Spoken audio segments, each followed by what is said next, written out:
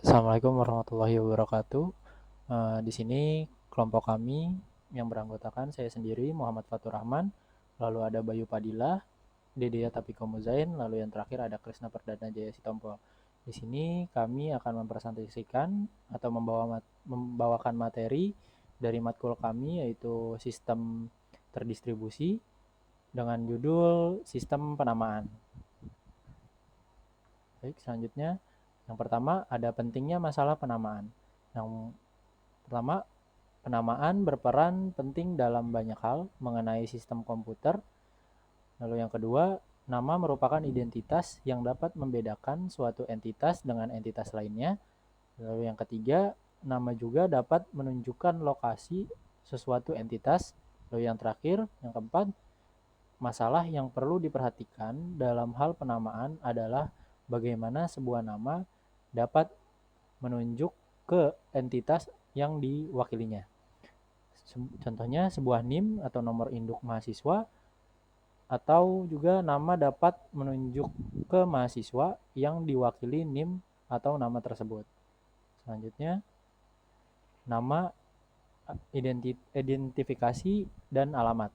Yang pertama, sebuah nama dalam sistem tersebar adalah sebuah deretan karakter yang digunakan untuk mewakili sebuah entitas. Lalu yang kedua, entitas sendiri dapat berupa secara praktis dapat berarti apapun baik yang bersifat fisik seperti komputer, printer, media penyimpanan, ataupun modem, maupun yang bersifat abstrak atau logik seperti berkas, user, proses, mailbox, dan sebagainya.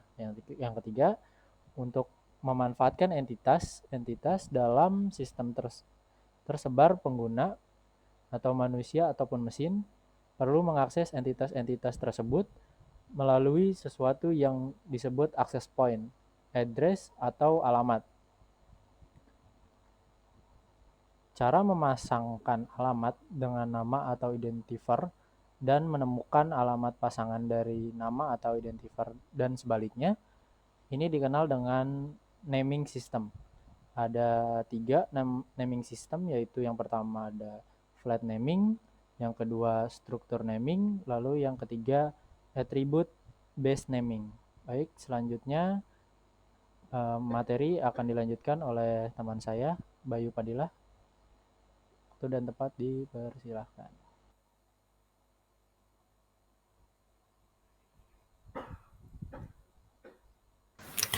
Baik,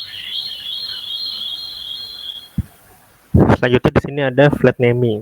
Flat naming adalah sistem penamaan yang tidak memiliki struktur tertentu. Nama dalam flat naming terdiri dari sederetan bit karakter yang tidak mengandung informasi tentang bagaimana menemukan alamat untuk entitas yang diwakili oleh nama tersebut. Selanjutnya ada teknik resolving. Cara penamaan ini memang sederhana, tetapi menimbulkan akibat yang tidak sederhana dalam cara menemukan alamat entitas yang diwakilinya. Ada beberapa solusi dalam menyelesaikan masalah menemukan pasangan alamat atau menerjemahkan nama menjadi alamat atau resolving pada sistem penamaan flat naming, yaitu yang pertama ada broadcasting dan multicasting, dan yang kedua ada forwarding pointer, dan ketiga ada home base approach, yang keempat hierarchical search tree. Yaitu ada broadcasting dan multicasting. Cara ini cukup sederhana, yaitu mengirimkan sebuah pesan berisi permintaan pasangan identifier dari sebuah alamat kepada seluruh atau sebagian anggota jaringan, dan hanya entitas yang memiliki alamat tersebut yang akan menjawab dengan identifier yang ia miliki. Contoh implementasinya adalah IRP atau Address Resolution Protocol yang digunakan untuk mengetahui alamat hardware atau MAC address berdasarkan sebuah alamat IP. Cara lainnya adalah dengan melakukan multicasting, yaitu yang pertama ada mengirimkan pesan hanya ke beberapa entitas dalam jaringan. Contoh kasusnya adalah pada unit bergerak seperti laptop milik pegawai yang terkoneksi dengan jaringan kabel. Yang kedua, ketika laptop pegawai terkoneksi ke jaringan khusus, pegawai laptop tersebut akan mendapatkan alamat IP milik staf berdasarkan alamat hardware-nya.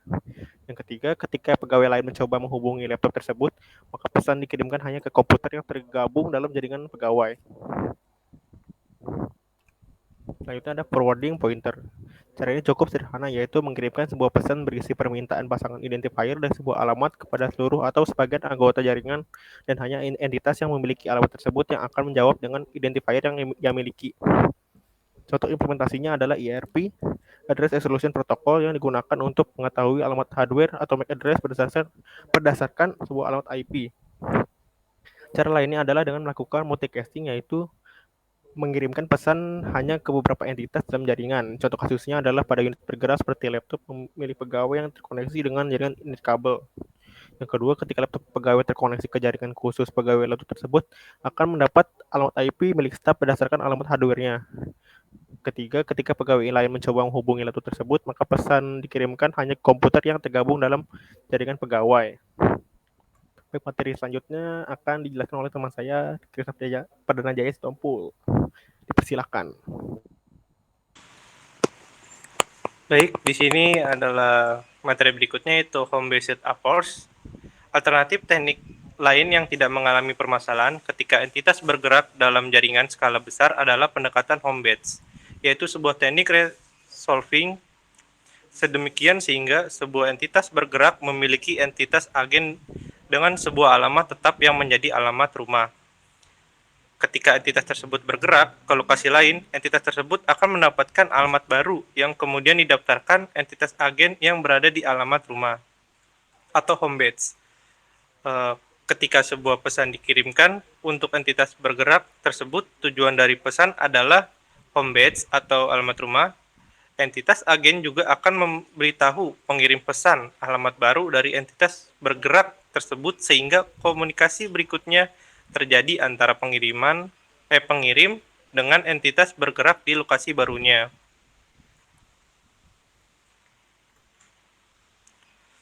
Kekurangan teknik ini adalah penggunaan lokasi rumah yang tetap sehingga rumah ini harus dipastikan selalu tersedia. Jika entitas bergerak hendak pindah untuk jangka waktu lama atau menetap di lokasi lain, maka ada baiknya lokasi rumah juga ikut berpindah. Berikutnya, solusi masalah ini adalah dengan mendaftarkan lokasi rumah pada sebuah layanan penerjemah alamat atau naming service. Jika lokasi rumah dapat berpindah sehingga lokasi rumah dapat ditemukan oleh entitas yang memerlukan melalui naming service tersebut.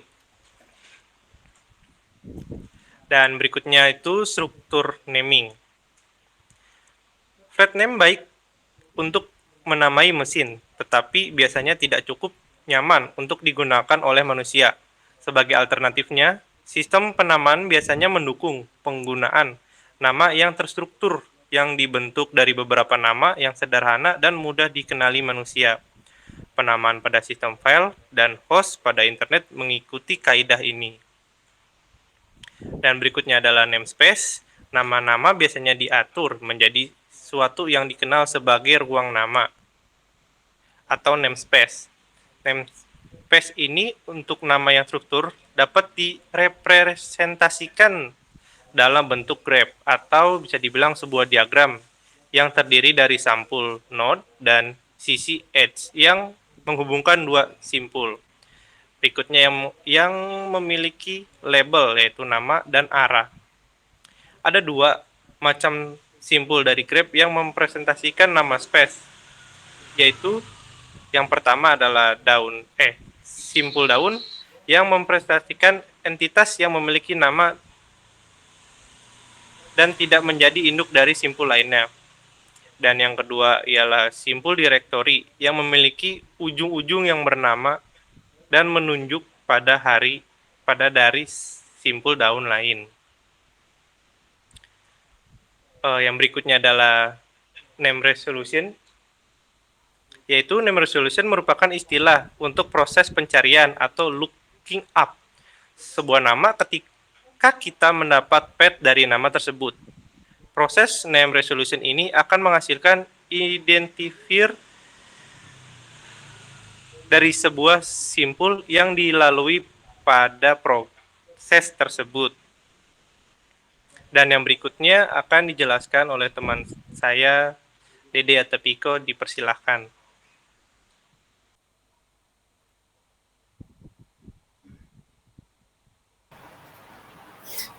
Baik, selanjutnya itu implementasi namespace.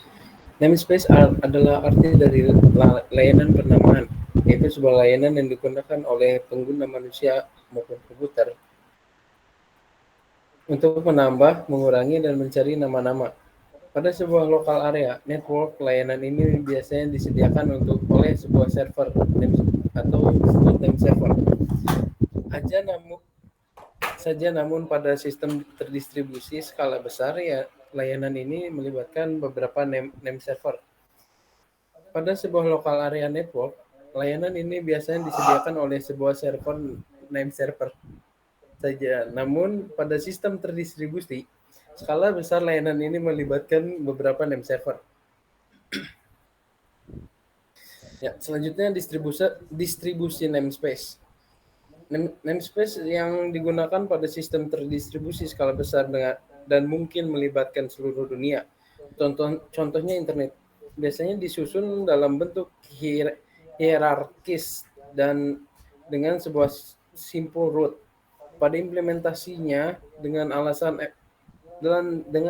efektivitas namespace dibagi menjadi 3 lapisan logik, yaitu lapisan global, yang kedua lapisan administrasional, yang ketiga lapisan manajerial.